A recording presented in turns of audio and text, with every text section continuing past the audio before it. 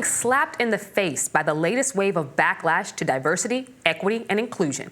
Black civil rights organizations are rallying to counter anti-DEI rhetoric and ensure fairness and equal opportunities in the workplace. This is according to new reporting in NBC News. Just this week, tech tycoon Elon Musk hit out at Disney's pro-DEI hiring practices, calling them, quote, institutionalized racism and sexism. Meanwhile, The View host Sunny Hostin recently hit out at critics who said she should renounce her support for reparations for descendants of slavery after a special about her ancestry aired. Now, I will say, on her paternal side, she's a descendant of someone who was born into slavery, her, I believe, third grandfather, in Georgia in 1835. He didn't register to vote, or wasn't able to rather, until 1867. On her maternal side, her mom's Puerto Rican. She always believed she was a non-white Puerto Rican, and found out that there was actually a connection to Spain, and her ancestry goes back to likely people who owned at least one slave in Spain. And she has said, I am still pro-reparations. Now, I will say, there is no one in my family line that was a slave, as far as I know.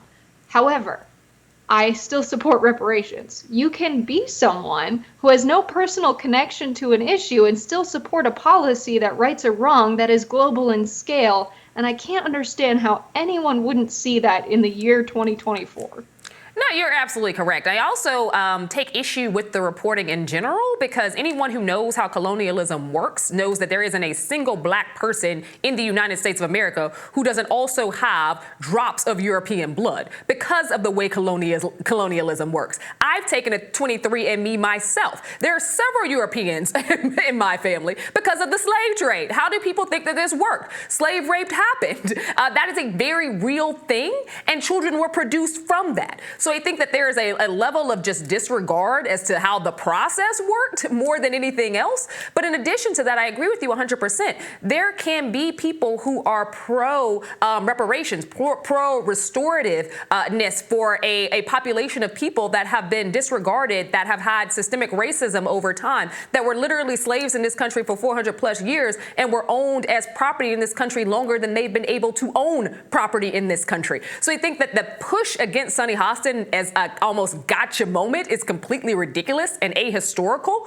But beyond that, I think that the DEI pieces are something that we should really pay attention to, because they're coming fast. They're coming swiftly, heavily across multiple states. We know what's happening in Texas. We know what's happening in Florida. The downfall of affirmative action from the Supreme Court back last June has really affected a lot of what we're seeing happen here, because it set in hyper speed and hyper motion this outstretch of anti-DEI, particularly not only in the higher education space, where we're seeing campus racial climate be upended, where we're seeing many institutions decide what type of curriculum coursework you can take, what you can't take, limiting access to cultural centers and diversity events and things like that. But also, and I would argue, something that is even bigger is what the workforce is doing. We've seen Republican states attorneys generals push towards eradicating DEI statements from the private sector. We've seen people across social media, your Republican firebrands, including Elon Musk, argue that black people have smaller brains, that HBCUs don't really produce talent, that there are lower test scores that are coming out of some of our nation's top HBCUs. We've also seen more and more industry be put on blast by the right about diversity. We've seen those attacks against United Airlines. We've seen those attacks against Boeing, which should be attacked for other reasons at this point. We've seen it time and again, where we know that blacks, for instance, in the medical field, you're less than 3%. You talk about aviation, less than 2%. It is really frustrating to watch this happen, especially in the day of our Lord, the year of our Lord 2024, in Black History Month. It is extremely disrespectful. It is frustrating. It is hard to watch. And I think that it is time for those civil rights organizations to kind of step up their game, because right now it appears that black people are under attack.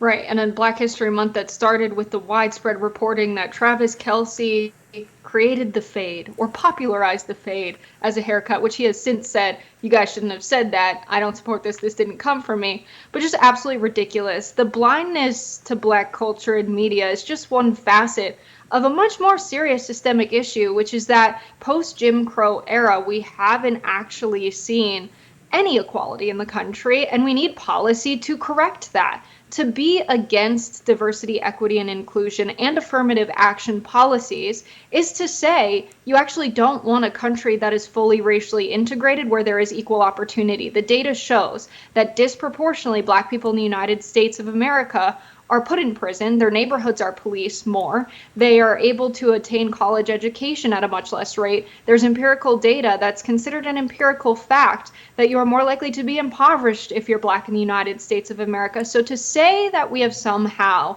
overcome racism and that the reason Black communities in America are struggling is due to their own actions is absurd. It's ridiculous. When you see the wealth concentration in states that used to be huge slave territories like Mississippi, and you see these states having the highest Gini coefficient, the highest inequality of any other state, it's because the wealth has been passed off from the hands of people who got it from owning slaves to future generations, and then they invest the capital, they start more businesses. There has been no correction in the flow and control of capital in the United States. And until we correct that, there really isn't going to be equality. And affirmative action was just the bare minimum to make institutions and universities and workplaces have a racial makeup that is similar to the population outside of the gates of colleges like Harvard. And so to be against that is very ridiculous. To think that somehow affirmative action, this is an argument that many conservatives make, is getting rid of meritocracy in some way, that people who are not merited are not getting into those universities when Black Americans have to work twice as hard as white Americans to get where they are. It's a ridiculous kind of argument to make. And to get rid of these policies now, the attack on diversity, equity, inclusion, to me, can just be seen really as racism and not wanting to live in a racially equal society. I agree with you 100%. And, this idea that we had somehow ushered in a post-racial society because we elected our first Black president, Barack Obama, has proven itself to be a falsity time and time again. We saw Charlottesville after Barack Obama. We saw the massacre in New York after Barack Obama. We've seen more and more vigilantism, essentially, and white supremacist acts of violence that have increased seismically since 08-09. And I think that it begs the question as to whether or not America can ever get it right, because this goes also beyond reparations, whether or not America will ever get it right, whether they will reckon with their past, whether or not, when we hear somebody like Nikki Haley say that not only is America not a racist country, but, she's trying to relitigate the Civil War and why it actually started to begin with.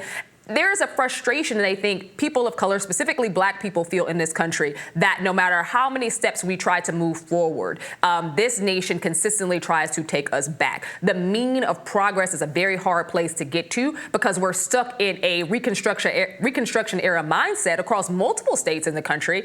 And we're watching this teeter and fall apart with all of this anti-DEI legislation. Yeah, absolutely. And I'll just say the data is being misinterpreted in an obscene way. People are looking at the Supreme Court case that ultimately overturned affirmative action and saying, look at the very small percentage of white students that were admitted versus Black students who were admitted, not recognizing that there was a larger amount of white applicants. That's why it was a smaller percentage. More white students were being admitted than Black students by a long shot. There was a greater amount of Black students admitted among those who applied because they want the university to look a little bit more like it does in the population beyond the university's gates. It's very simple. Why was there a smaller amount of Black students applying to Harvard? Not because there are less Black qualified, smart students among the Black population in the United States, but because if you look at the data, it shows very clearly that per student, there's about twice as much investment in white students in overwhelmingly white districts where the proportion of white students is over 50% than in Black districts. Black students across America have a much harder time feeling like they're qualified for Harvard because they're living in communities that are disproportionately not invested in. And so it's absurd when you have people grossly misinterpreting statistics and using that as the basis for an argument that I think at the start of it is racist if you're willing to bend the information to the extent that it's just not representative of reality to support this argument against a policy that was actually fine. Thank you, Jess. And to your point, their math just isn't mathing, but we have to leave it right there. More Rising after this.